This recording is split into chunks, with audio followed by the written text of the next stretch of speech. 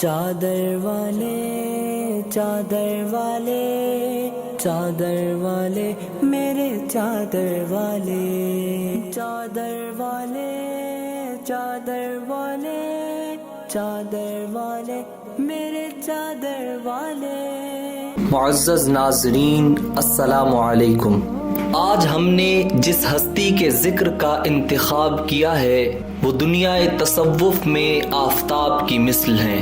آپ کا شمار قطب ارشاد ہستیوں میں ہوتا ہے جو اس امت میں صرف 4 اولیاء کو عطا ہوا۔ آپ اپنے نانا حضور نبی اکرم صلی اللہ علیہ وسلم کے محبوب خاص تھے، اسی وجہ سے آپ کو بارگاہ رسالت کی ہمہ وقت حضوری حاصل تھی اور اکثر اوقات آپ اس کا اظہار بھی فرماتے تھے۔ آپ وقت کے غوث اور مجدد تھے۔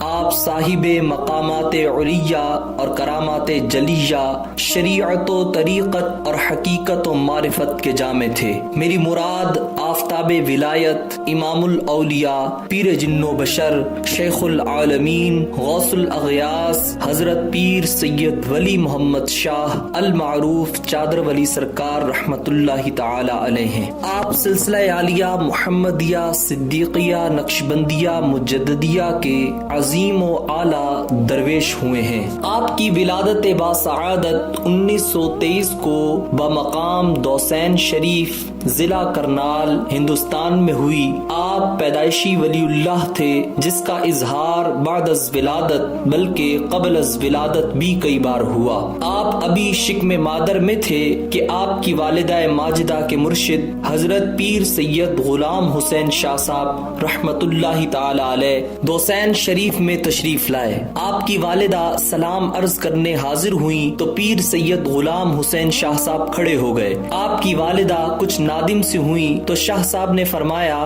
بی بی میں تیرے لیے کھڑا نہیں ہوا بلکہ میں تو اس کے لیے کھڑا ہوا ہوں جو تیرے شکم میں ہے۔ یہ با کمال ولی ہوگا اور اپنے دور میں اپنا ثانی نہیں رکھے گا۔ غوث وقت چادر ولی سرکار رحمت اللہ تعالی علیہ کے برادر اکبر پیر سید امیر احمد شاہ صاحب فرماتے ہیں کہ جب چادر ولی سرکار کی ولادت ہوئی تو ابھی نافہ نہیں کاٹا گیا تھا کہ دروازے پر دستک ہوئی۔ ابا جی باہر گئے تو ایک بزرگ درویش دروازے پر موجود تھے جس کو نہ پہلے کبھی دیکھا گیا اور نہ بعد میں۔ فرمانے لگے، حکم ایزدی سے نو مولود بچے کا نام رکھنے آیا ہوں، بچے کا نام سید ولی محمد شاہ رکھنے کا حکم صادر ہوا ہے، بچہ اس میں بامسمہ ہوگا۔ آنے والے درویش نے کہا، میں اپنے علاقے کا قطب ہوں۔ یہ کہہ کر وہ درویش دروازے پر سے ہی غائب ہو گیا۔ غوث وقت چادر ولی سرکار رحمت اللہ تعالی علیہ بھی اس بات کو اسی طرح سنایا کرتے تھے۔ جس بات کا اشارہ آپ کے نام میں دیا گیا تھا وہ رنگ بچپن ہی سے آپ کی طبیعت میں غالب رہا۔ چھوٹی عمر میں ہی دنیا سے بیزاری اور عشق مصطفیٰ میں بے قراری آپ کے مزاج کا حصہ تھی۔ آپ بچپن ہی سے چادر اوڑے رکھتے تھے۔ نماز روزے کا اہتمام بھی آپ اس وقت سے فرمایا کرتے تھے جب آپ پر ابھی فرض بھی نہ ہوئے تھے۔ ایک مرتبہ ماہ رمضان میں آپ نے اپنے بچڑوں اور بھینس کے بچوں کے منہ پر چھکے چڑھا دیے۔ والدہ نے پوچھا، یہ کیا کیا؟ تو فرمایا، اماں یہ روزے نہیں رکھیں گے۔ سبحان اللہ۔ غوث وقت چادر ولی سرکار ابھی معصوم بچے تھے کہ کرامات کا ظہور ہونے لگا۔ ابھی آپ بچے ہی تھے کہ آپ کے مکان کی تعمیر ہو رہی تھی۔ معمار مستری نے آپ سے کہا، شاہ جی ذرا چلم کے لیے آگ تو لا دینا۔ آپ گئے اور اپنے ہاتھ سے دہکتے ہوئے انگارے اپنے دامن میں بھرے اور معصومیت کے عالم میں لا کر معمار کے سامنے چلم میں ڈال دیے اور آپ کا دامن بھی سلامت رہا، آگ اس کو جلا نہ سکی۔ مستری آپ کی اس کرامت کو دیکھ کر حقہ پینے سے ہمیشہ کے لیے تائب ہو گیا۔ ایک دن آپ کھیت میں کھڑے تھے کہ ایک بچڑا کبھی ادھر کبھی ادھر بھاگتا اور کھیت خراب کر رہا تھا۔ آپ کی حالت متغیر ہو گئی اور آپ نے فرمایا، تے مرے تو جان چھوٹے۔ زبان مبارک سے یہ جملہ نکلنا تھا کہ بچڑا زمین پر گرا اور دم توڑ گیا۔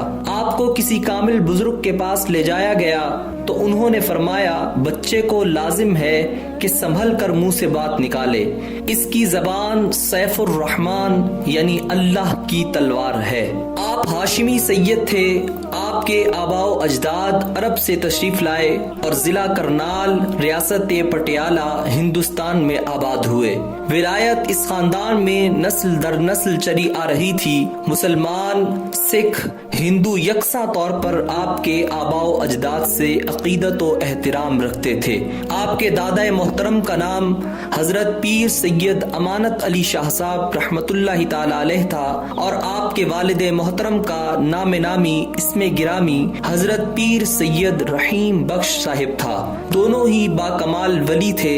آپ کے آباء و اجداد میں بڑے بڑے صاحب حال و کشف و کرامات بزرگ گزرے ہیں، لیکن میں آپ کے والد محترم کی ایک کرامت پر اکتفا کروں گا۔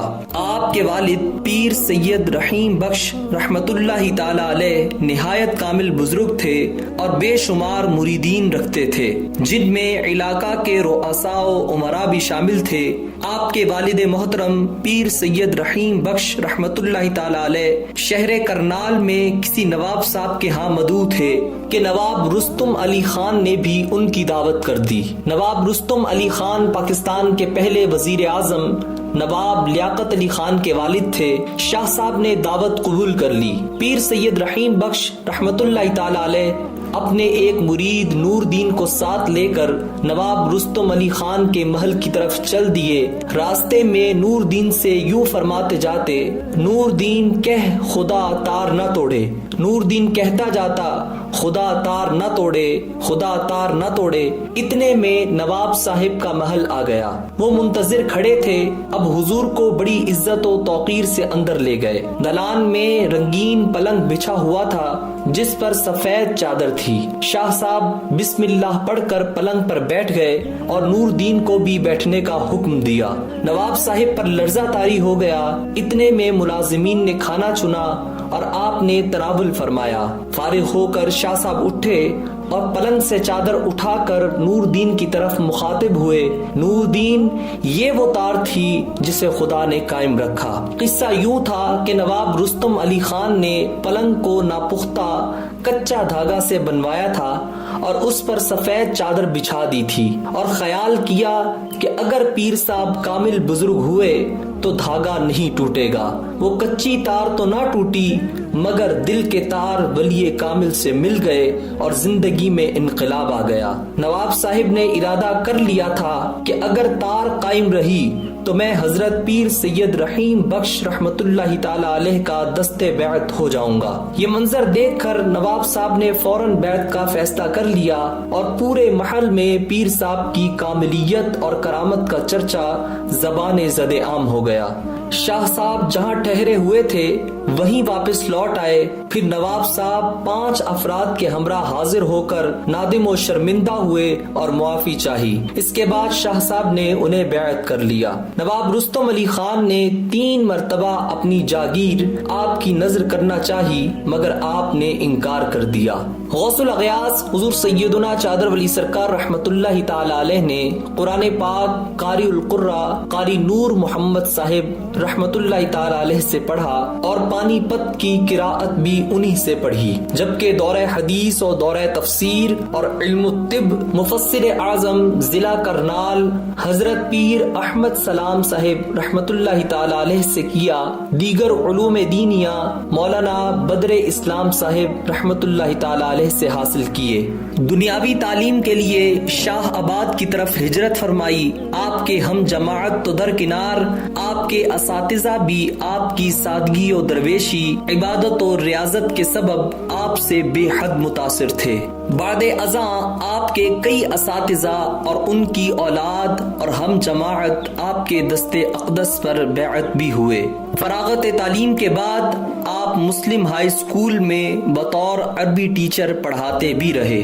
آپ کا آبائی سلسلہ تصوف چشتیہ تھا مگر آپ سلسلہ عالیہ نقشبندیہ میں ابو العرب غوث العالم امیر ملت قبلہ عالم الحاج الحافظ القاری پیر سید جماعت علی شاہ صاحب محدث علی پوری کے دست اقدس پر بیعت ہوئے۔ آپ قبلہ عالم کے مرید و مراد اور خلیفہ تھے۔ آپ نے قبلہ عالم کو ابھی دیکھا بھی نہیں تھا کہ ان سے والہانہ محبت کرنے لگے۔ آپ فرماتے ہیں کہ خواب میں ان کی زیارت کے بعد میری حالت بدل گئی، غائبانہ محبت نے مجھے بے بس کر دیا۔ میں ان کی تلاش میں نکل پڑا، حاضر خدمت ہوا تو قبلہ عالم نے لپک کر مجھے بیعت کر لیا، جیسے وہ میرے انتظار میں ہی ہوں۔ ابھی میں بالغ بھی نہ ہوا تھا اور میرا آدھا ٹکٹ لگتا تھا۔ میں نے ساری زندگی آپ سے کھل کر کلام نہ کیا، صرف آپ کے چہرے کی زیارت کیا کرتا تھا۔ حضور سیدنا چادر ولی سرکار نے ساری زندگی علی پور سیدہ کی حدود میں نہ جوتا پہنا اور نہ ہی حاجت فرمائی۔ جب رفع حاجت کے لیے جانا ہوتا تو علی پور سیدہ کی حدود سے باہر تشریف لے جاتے۔ آپ کا اپنے شیخ کے ساتھ والہانہ عشق و محبت ایک انوکھا اور الگ باب ہے، جس کی مثال علی پور سیدہ کی ہر محفل میں دی جاتی تھی۔ حضور سیدنا چادر ولی سرکار رحمت اللہ تعالی علیہ کی صورت نورانی اور سیرت قرآنی تھی۔ آپ کا رنگ گندمی مائل تھا۔ آپ سرکار کے رخسار مبارک ابھرے ہوئے اور کشادہ تھے۔ چہرہ مبارک فراخ اور شگفتہ تھا۔ ابرو مبارک گھنی اور باہم ملی ہوئی تھی۔ پیشانی مبارک کھلی ہوئی ایک نور چمکتا ہوا دکھائی دیتا تھا۔ آنکھیں مبارک مناسب تھیں اور ان میں سرخ ڈورا تھا۔ بوقت جلال آنکھیں مبارک انگاروں کی طرح دہکنے لگتی اور جمال کے وقت آنکھوں میں سفیدی، شرماہٹ اور پیار ہوتا۔ پلکیں سیاہ اور دل فریب تھی، ہونٹ باریک اور سرخی مائل تھے۔ جوانی میں دانت چمے کی کلیوں کی مثل تھے۔ برف کا ٹھنڈا پانی پیتے تھے۔ اس چیز نے دانتوں کو کچھ متاثر کیا۔ ناک کا بالائی حصہ ستواں اور آگے سے کچھ پھیلاؤ پر تھا، جو چہرہ مبارک پر خوب جچتا تھا۔ کان مبارک چہرہ مبارک کی مناسبت سے خوب تھے۔ داڑھی مبارک شریعت کے عین مطابق گھنی اور سیاہ تھی۔ قد مبارک مناسب اور پر وجاہت تھا۔ سر مبارک بڑا اور پر مغز تھا۔ سر مبارک کے بال اکثر کٹوا دیا کرتے تھے۔ چال مبارک نہایت دل پسند اور پر وقار تھی۔ چلتے وقت بائیں طرف گردن کو جھٹکا دیتے، ہمیشہ گردن جھکا کر چلتے۔ بازوؤں کو قدرے ساکن رکھتے، کبھی کبھی بہت تیز چلتے کہ کوئی ساتھ نہ دے سکتا، لیکن معمول کے طور پر چال میں میانہ روی تھی۔ جسم مبارک سے بھینی بھینی خوشبو کی مہک کا احساس ہوتا تھا۔ المختصر نوری وجود اور نوری خد و خال تھے۔ شاہان وقت آپ کی چوکھٹ کو بوسہ دینا اپنے لیے سعادت سمجھتے تھے۔ جنرل ضیاء الحق اکثر آپ کی بارگاہ میں حاضر خدمت ہوتا تھا۔ آپ نے جنرل صاحب کو منع فرمایا کہ یوں دن دہاڑے ہمارے پاس نہ آیا کرو۔ جنرل صاحب کو آپ سے خصوصی عقیدت تھی، جس کی وجہ سے وہ رات کے اندھیرے میں آپ کی خدمت میں حاضر ہو جایا کرتا تھا۔ ایک مرتبہ آپ جنرل ضیاء الحق کی دعوت پر اسے ملنے ملتان آرمی ہیڈ کوارٹر تشریف لے گئے اور ایک قیمتی نوٹوں سے بنا ہوا ہار اس کے گلے میں ڈالتے ہوئے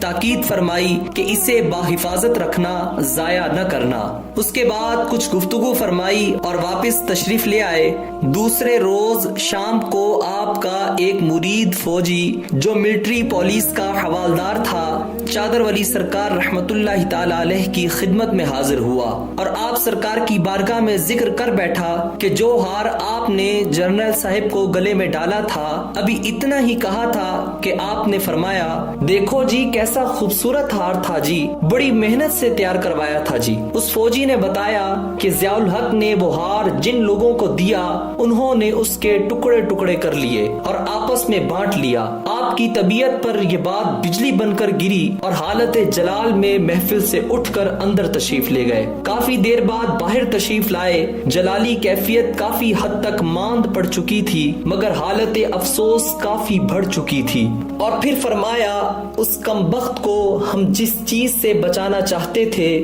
وہی کام اس نے اپنے ہاتھوں کر لیا۔ حاضرین کو یہ بات سمجھ نہ آئی اور نہ ہی پوچھنے کی ہمت ہوئی، مگر راز اس دن کھلا جب 17 اگست 1988 کے دن اچانک ضیاء الحق کا جہاز کریش ہوا اور لاشوں کے ٹکڑے ٹکڑے ماحول میں بکھر گئے۔ کاش وہ چادر والی سرکار کا ہار سنبھال کر رکھتا اور ٹکڑے ٹکڑے ہونے سے بچا لیتا، مگر آپ کا وہ جملہ کانوں میں گونجتا رہا، ہم تو بچانا چاہتے تھے مگر اس نے خود ہی وہ کام کر لیا، تو اب ہم کیا کر سکتے ہیں۔ اسی طرح 1964 میں جنرل محمد ایوب خان نے محترمہ فاطمہ جناح کے مقابل صدارت کا الیکشن لڑنے کا اعلان کیا اور رات گئے صدارت کی بھیک مانگنے کمشنر ملتان کے ہمراہ حاضر خدمت ہوا۔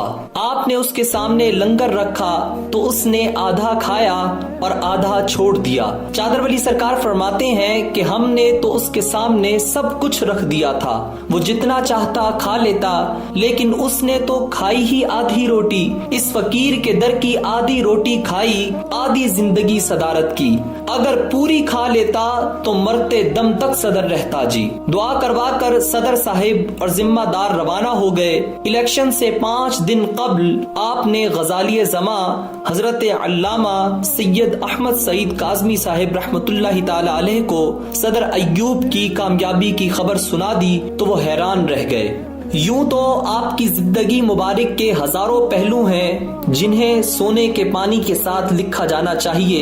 آپ کا عشق رسول، عشق مرشد، آپ کے مقامات، تصوف و کرامات، آپ کی عاجزی و انکساری، آپ کا مقبول بارگاہ ہونا، ہمہ وقت حاضری کا نصیب ہونا اور بہت کچھ، مگر اس ویڈیو میں طوالت کے خوف سے صرف نظر کیا گیا۔ اگر اللہ تعالیٰ نے چاہا تو کسی اور ویڈیو میں ان کو ذکر کرنے کی سعادت حاصل کروں گا۔ بہرکیف ولایت کا یہ آفتاب اپنے نور کی کرنیں بکھیرتا ہوا دنیا معرفت کے لاسانی آقا 63 برس کی عمر میں 15 ذی قعد 1404 ہجری بمطابق 23 جولائی 1986 بروز بدھ صبح 8 بجے اپنے خالق حقیقی کے حضور جا پہنچے۔